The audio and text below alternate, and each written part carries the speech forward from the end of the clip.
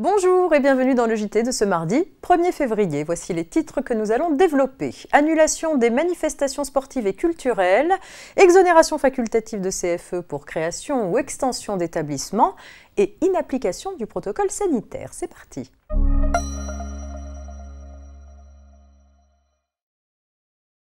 Au printemps 2020, un dispositif exceptionnel avait permis aux professionnels des secteurs culturels et sportifs de proposer à leurs clients un avoir en lieu et place du remboursement des prestations annulées du fait de la crise sanitaire.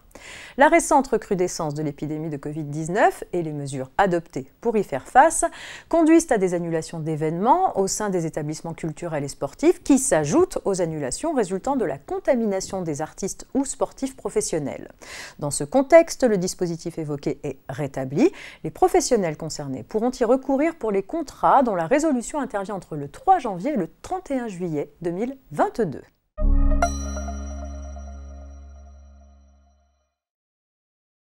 Les communes peuvent décider sur délibération régulière et explicite de reporter de 3 ans le moment où seront imposées à la contribution foncière des entreprises, la CFE, les établissements nouvellement créés à compter du 1er janvier 2021 ainsi que les extensions d'établissements. Cette exonération s'accompagne d'une exonération de cotisation sur la valeur ajoutée des entreprises, la CVAE.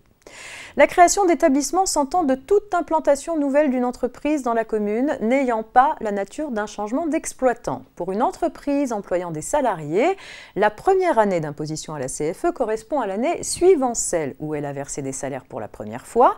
L'exonération porte sur la part de CFE revenant à la commune. Celle-ci ne peut pas modifier la durée de l'exonération fixée à 3 ans ou la quotité de l'exonération qui est de 100%. L'exonération s'applique pour 3 ans à compter de l'année qui suit celle de la création ou de la deuxième année qui suit celle de l'extension.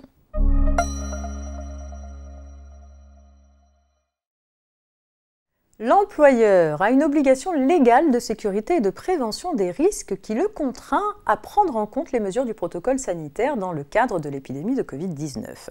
S'il ignore les injonctions du protocole, il commet une violation de son obligation de sécurité.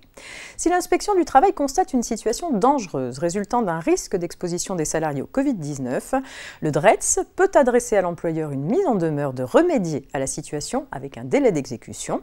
Et si la situation persiste à la fin de ce délai, l'employeur encourt une amende. L'amende est de 500 € maximum par salarié avec un plafond de 50 000 €, sachant que son montant peut être modulé selon les circonstances et la gravité du manquement, le comportement de l'employeur, ses ressources et ses charges. Fin de cette édition. Très belle journée à toutes et à tous.